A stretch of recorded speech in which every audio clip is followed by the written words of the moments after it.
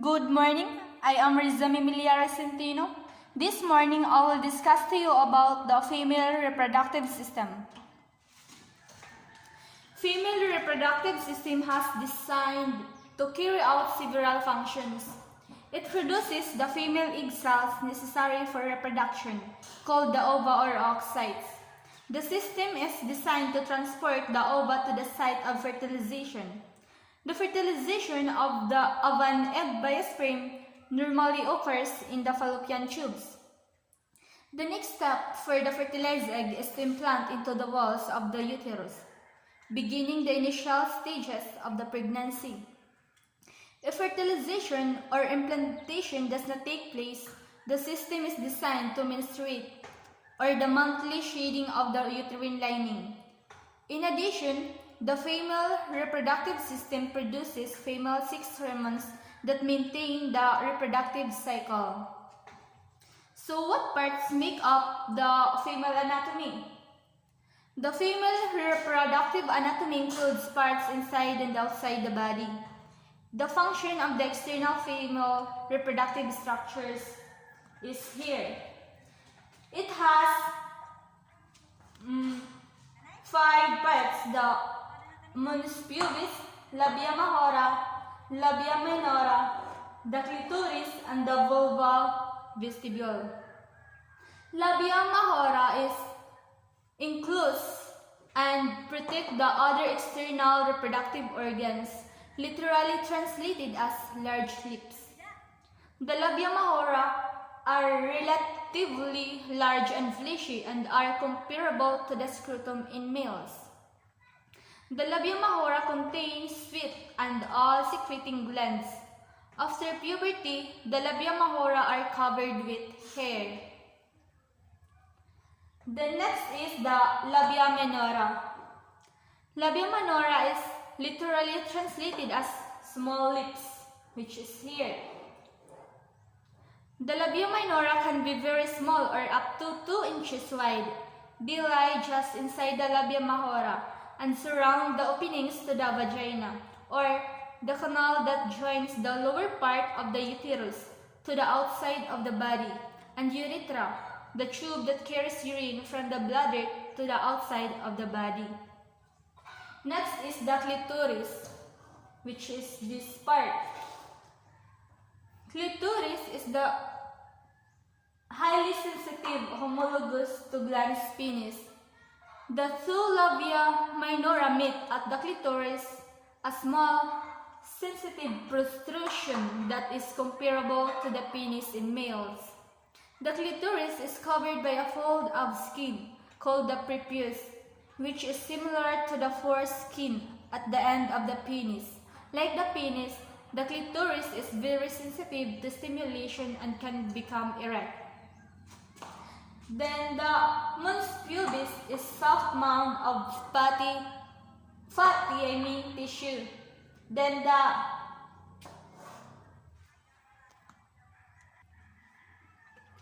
the next is the vulval vestibule, which is vaginal and urethral opening.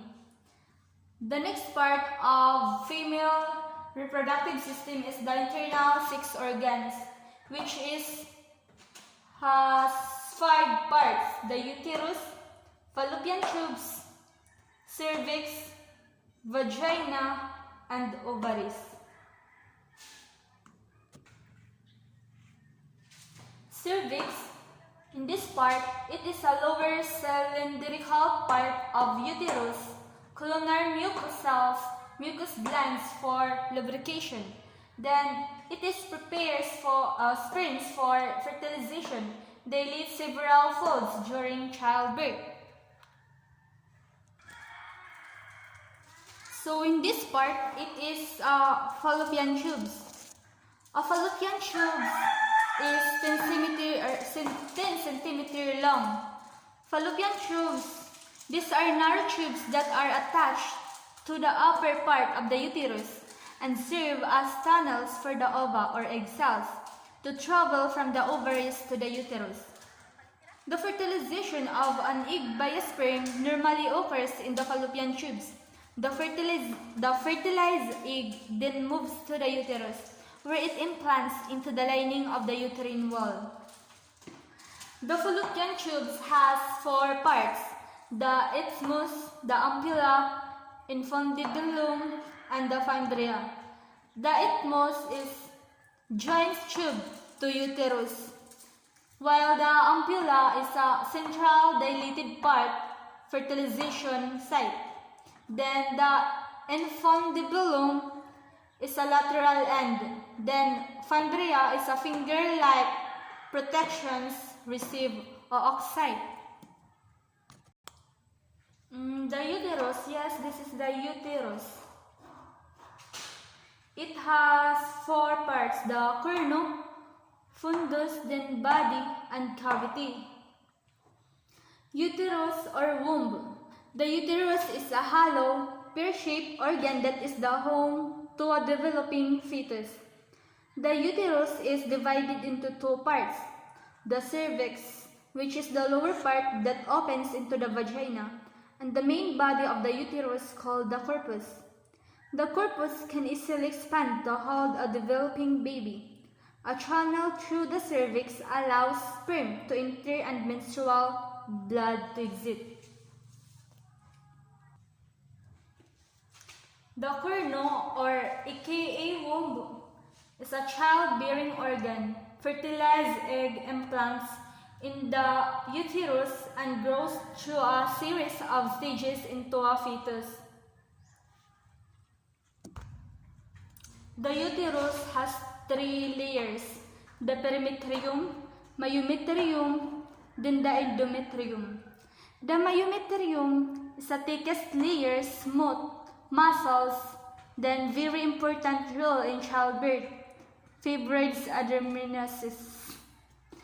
It is this part. Yes, this is part. Then the endometrium, which is this part.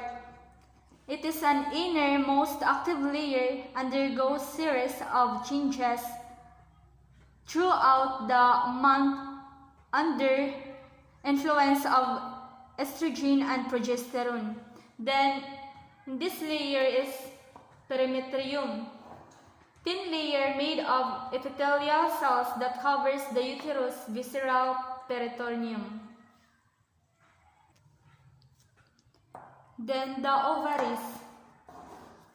It has 5 parts: the estrogen, cortex, then medulla, then estrogen. The cortex is an ovarian follicles in various stages of development. Then the corpus is luteum, is progesterone. Then this part is releases egg from follicle. Then this part is the medulla, which is dense connective tissue, blood vessels, and nerves. Then the cortex, which is this part. Yes. Then the estrogen, from here to here. So we are done for the female reproductive system. So we are here in male reproductive system, which has the organs, function, and more. The purpose of the organs of the female reproductive system is to perform the following functions. First is to produce, maintain, and transport sperm, or the male reproductive cells, and protective fluid or semen. Second, to discharge sperm within the female reproductive tract during sex. Third is to produce and secrete male sex hormones responsible for maintaining the male reproductive system. Unlike the female reproductive system, most of the the male reproductive system is located outside of the body. These external structures include the penis, scrotum, and testicles. In this part, it is ductus or vas deferens. The vas deferens is a long muscular tube that travels from the epididymis into the pelvic cavity. to just behind the bladder. The vas deferens transports mature sperm to the urethra, the tube that carries urine or sperm to outside of the body in preparation for ejaculation. In this part is the suspensory ligament of penis, then the urinary bladder and the pubic symphysis. In this part is the corpus cavernosum. Then this part is the corpus spongulosum. This part is the scrotum. The scrotum. This is the loose pouch-like sac of skin that hangs behind and below the penis. It contains the testicles, also called testes, as well as many nerves and blood vessels. The scrotum acts as a climate control system. For the testes, for normal sperm development, the testes must be at a temperature slightly colder than body temperature. Special muscles in the wall of the scrotum allow it to contract and relax, moving the testicles closer to the body for warmth or further away from the body to cool the temperature. Then the epididymis, which is this part, is a long coiled tube that rests on the backside of each testicle. It transports and stores sperm cells that are produced in the testes. It also is the job of the epididymis to bring the sperm to maturity. Since the sperm that emerge from the testes are immature and incapable of fertilization during sexual arousal, contractions force the sperm into the vas deferens. The testes, which is this part, or the testicles, these are oval organs about the size of large olives that lie in the scrotum, secured at either end by a structure called the spermatic cord. Most men have two testes. The testes are responsible for making testosterone, the primary male sex hormone, and for generating sperm. Within the testes are called masses of tubes, called seminiferous tubules. These tubes are responsible for producing sperm cells. The spongy urethra, which is this part. The urethra is the tube that carries urine from the bladder to outside of the body. In males, it has the additional function of ejaculating semen when the man reaches orgasm. When the penis is erect during sex, the flow of urine is blocked from the urethra, allowing only semen to be ejaculated at orgasm.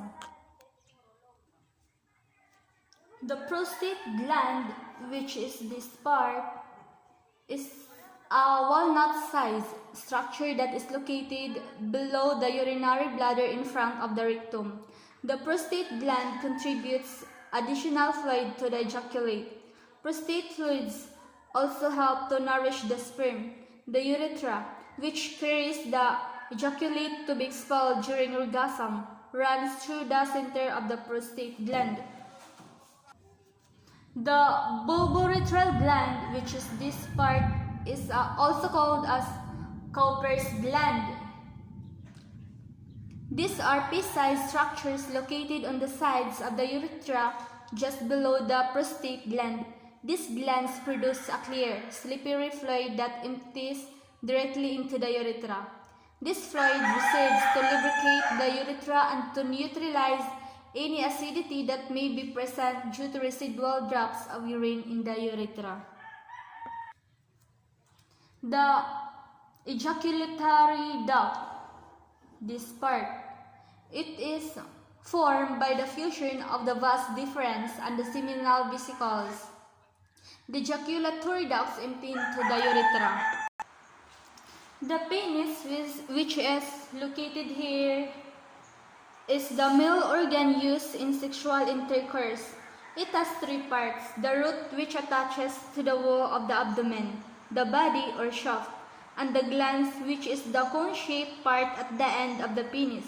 The glans, also called the head of the penis, is covered with a loose layer of skin called foreskin. This skin is sometimes removed in a procedure called circumcision. The opening of the urethra, the tube that transports semen and urine, is at the tip of the penis. The glans of the penis also contains a number of sensitive nerves ending. The body of the penis is cylindrical in shape and consists of 3 circular-shaped chambers. These chambers are made up of special sponge-like tissue. This tissue contains thousands of large spaces that fill with blood when the man is sexually aroused. As the penis fills with blood, it becomes rigid and erect, which allows for penetration during sexual intercourse. The skin of the penis is loose and elastic to accommodate changes in penis size during an erection. Semen, which contains sperm or reproductive cells, is expelled or ejaculated through the end of the penis when the man reaches sexual climax or orgasm. When the penis is erect, the flow of urine is blocked from the urethra, allowing only semen to be ejaculated at orgasm. So, how does the male reproductive system function? The entire male reproductive system is dependent on hormones, which are chemicals that regulate the activity of many different types of cells. The primary hormones involved in the male reproductive system are follicle-stimulating hormone and testosterone. Follicle-stimulating hormone is necessary for sperm production, and luteinizing hormone stimulates the production of testosterone, which is also needed to make sperm. Testosterone is responsible for the development of male characteristics, including muscle mass and strength, fat distribution, bone mass, facial hair growth, voice change, and sex drive. That's all. Thank you.